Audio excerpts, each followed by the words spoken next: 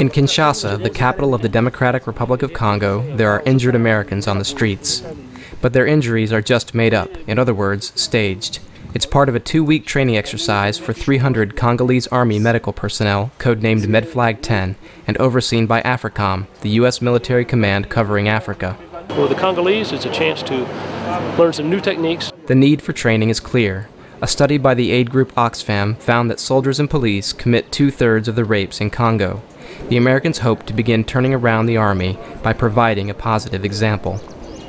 But the real objective there is to help or sustain and support the government of the Congo so that it can do things like better protect its civilian population and provide greater security and stability here.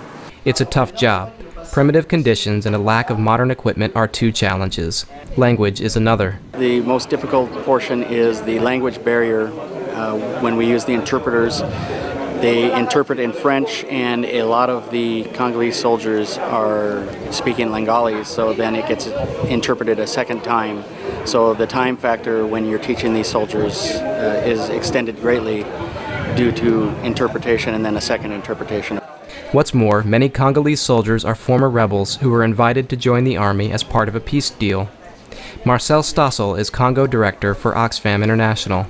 It's very difficult to reform the Congolese army because it's a collection of armed groups that have been integrated, so it's not an army that has been constructed from scratch. As a final exam, the Americans require the newly trained Congolese troops to interact with civilians at a free health clinic in Kinshasa. American and Congolese doctors, dentists, and medics work side by side, treating around 2,000 patients over several days. Well, the biggest thing we can help is medications, actually.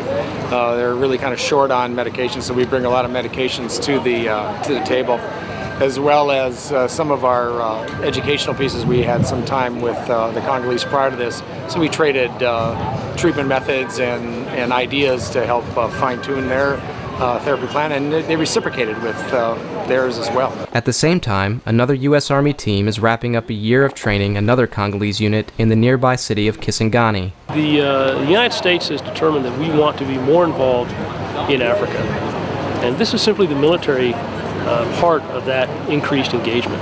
The two training efforts are just the beginning of America's growing involvement in Congo's Army reform. David Axe for VOA News, Kinshasa.